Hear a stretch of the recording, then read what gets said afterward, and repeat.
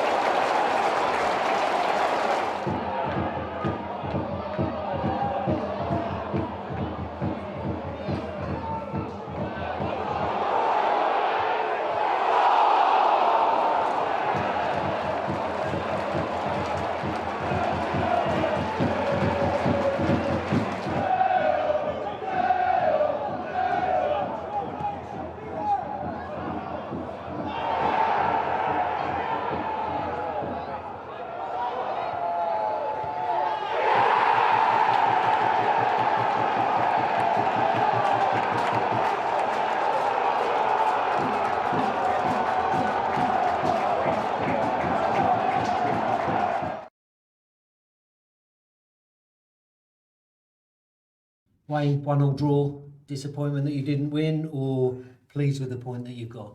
I think it's a bit of both, really. I think we had to weather quite a sticky spell for large parts of the first half, and give them credit. You know, they're good at what they do, and we had to hang in at times. But it was important that we did just that. We came in at 0-0. We changed the formation slightly to give us more width with our fullbacks and try and get them on.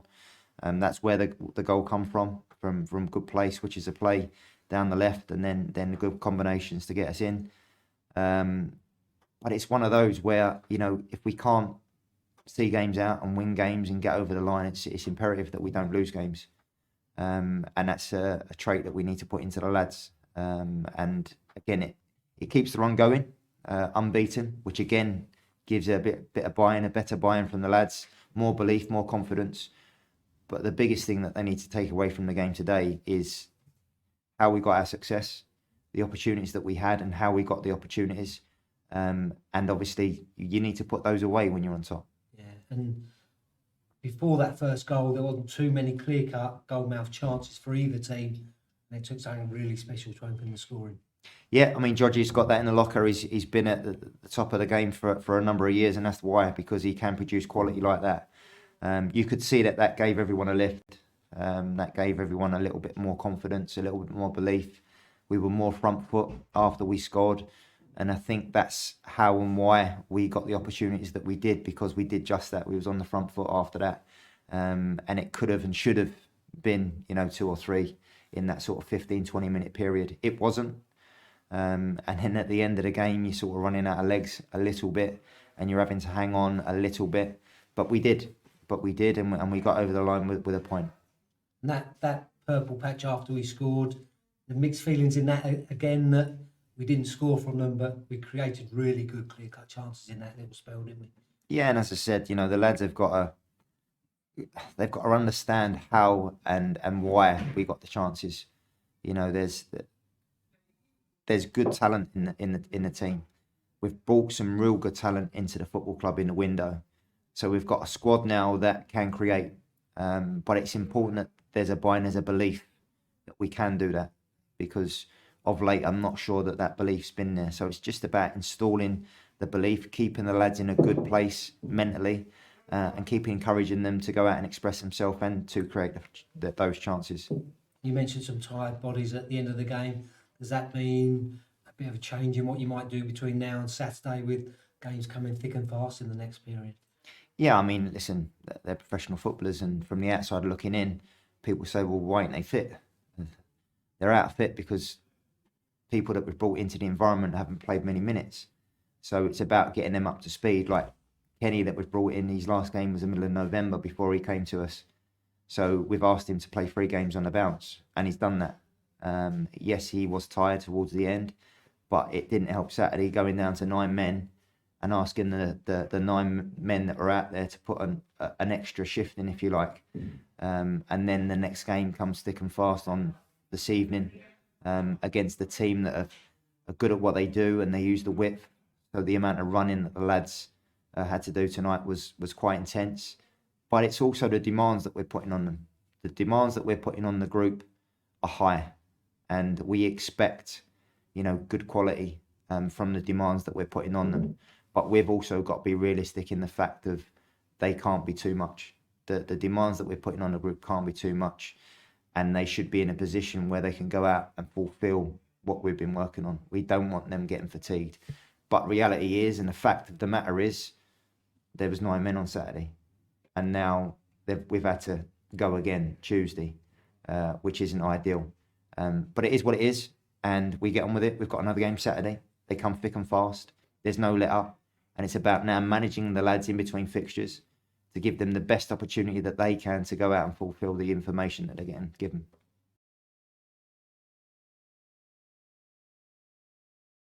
What a strike there from Judgy, and although it was disappointing we weren't able to capitalise and take all the points that were on offer, it's good to keep that unbeaten run going.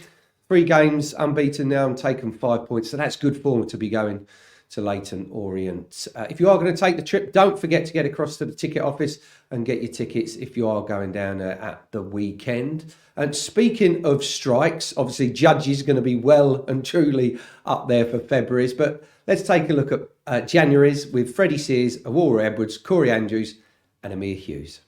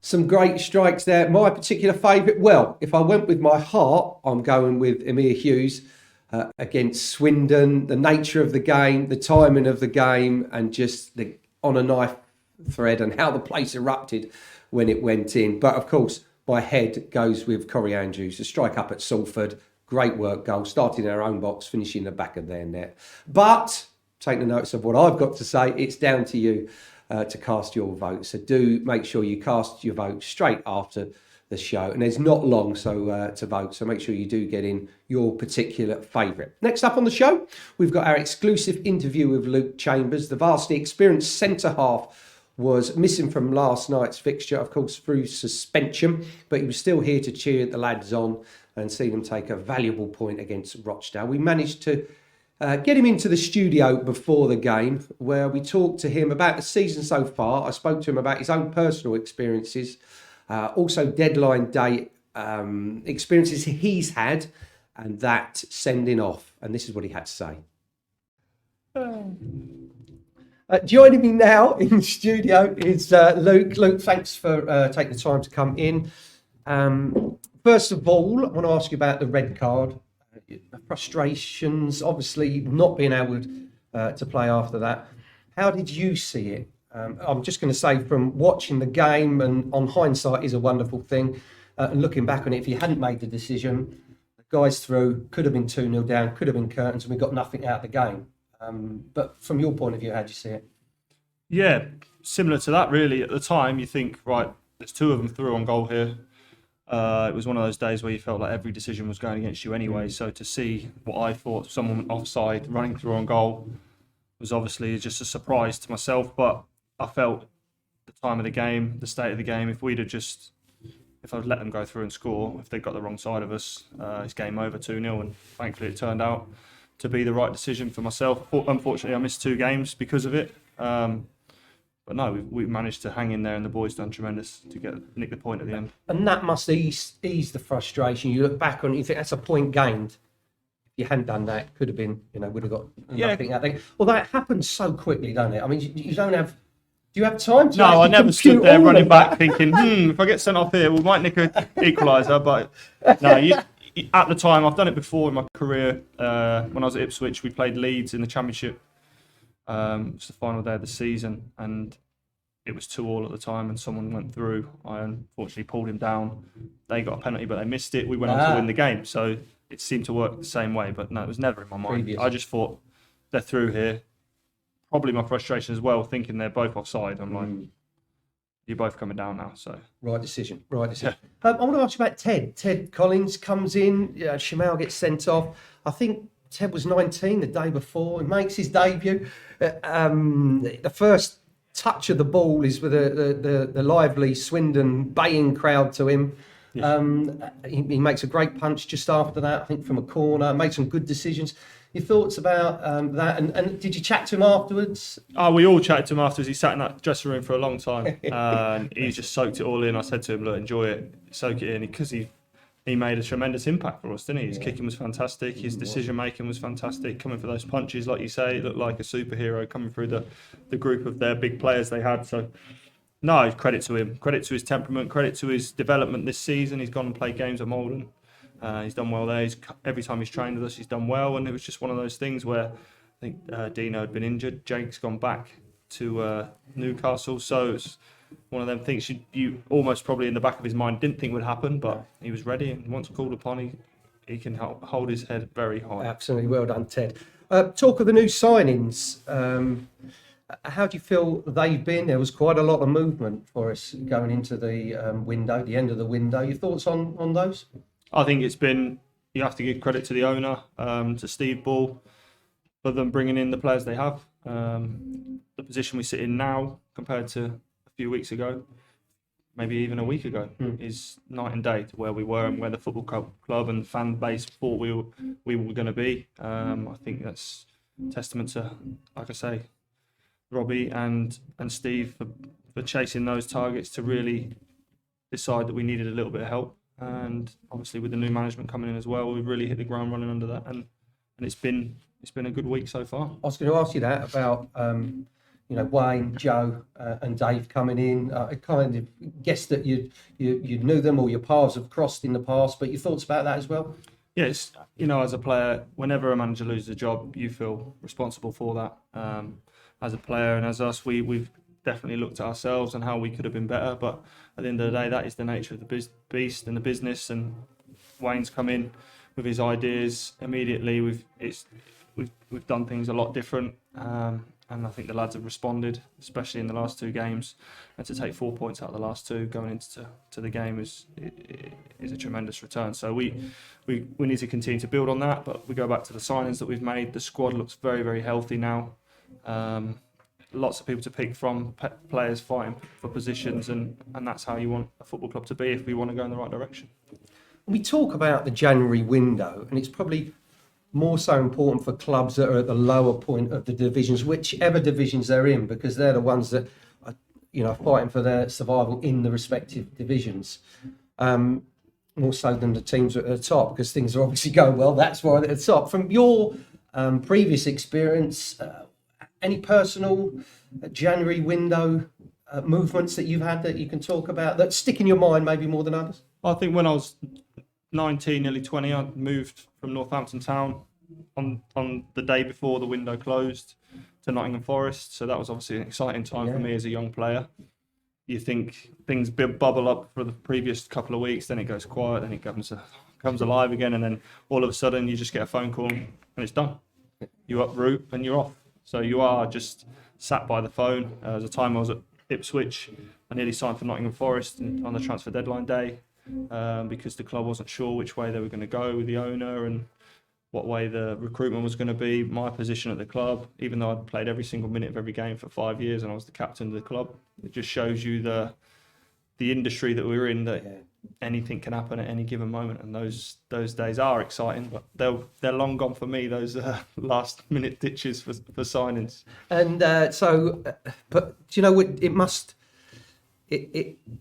does it harden you sometimes? You're saying about that's the game we're in, and when things like that happen so sort of last minute, or you leave a club and you might not necessarily feel that you want to, do you just accept it that is part and parcel of it, and don't feel sorry for yourself and you just get on with doing the best you can wherever you're going to be? Well, it's hard because obviously over the last 20, 30 years we've all been brought up that way, haven't we? Yeah. Just get on with it, get your head down. But I think lads are starting to focus on actually communicating with each other. If someone is potentially leaving in 2 or 3 lead up to the window, they'll talk to their teammates now. They won't still be kept quiet. Yeah. They'll sort of ask for an opinion and see how it fits. And I think the lads are getting a lot better at that. And I think it's something that, yes, you have to be strong with it all. But it's easy to say just be strong, because at the end of the day, it's your career, it's your life, it's your family. You're having to uproot. Like you say, you might not want to leave the club, might want to leave the area. You've got kids in school. So there's so many things behind it. It's not just, I'm just going to go and play for a new team. Because everyone knows, especially with mental health these days, you've got to be on top of that. And I think the way the club, like I say, has handled the business this window, I think it's been first class from what I've seen from ingoings and outgoings. I think it's really important you say that, because a lot of people forget that players are people as well. Whatever level of football, they're still people, still have families, some have children, etc. And that does, that's a big part of their life, or the biggest part of their life.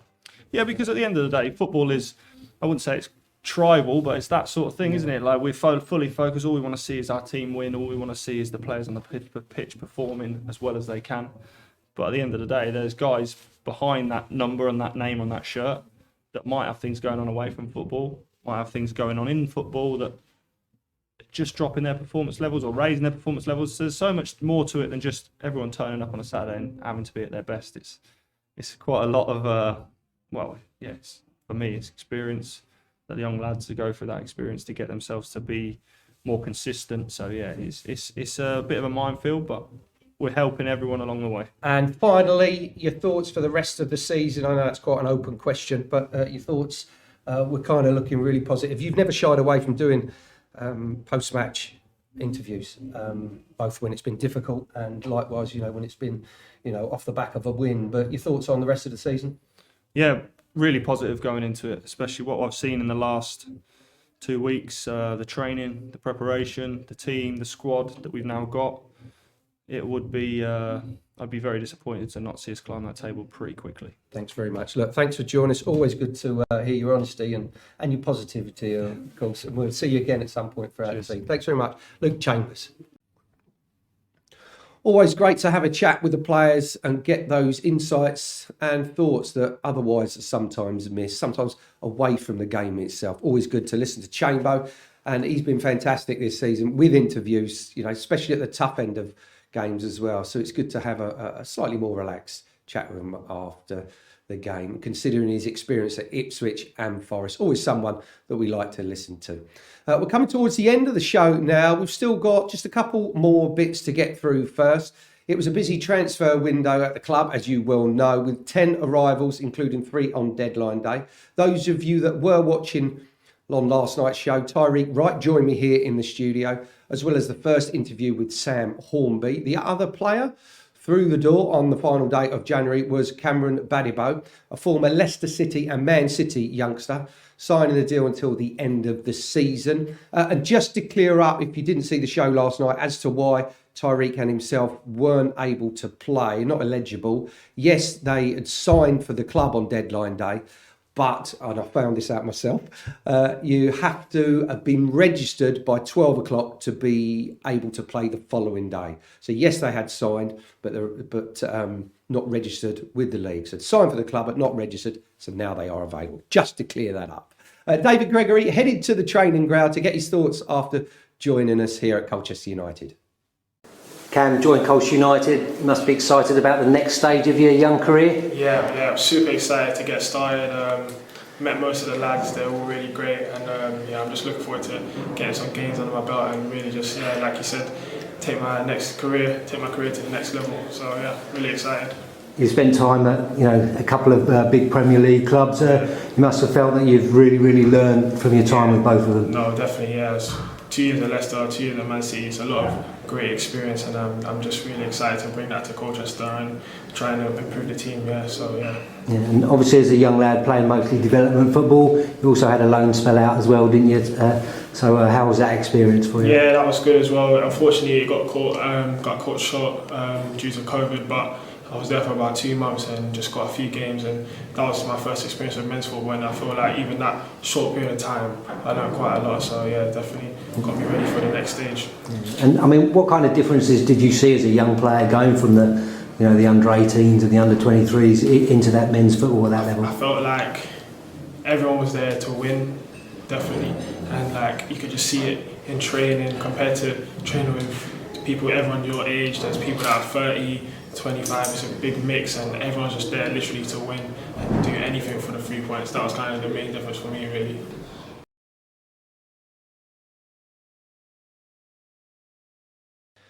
To have been involved with 2 established Premier League academies at the age of 19 means he must have something about him, and we can't wait to see what he brings to the side when he gets his chance.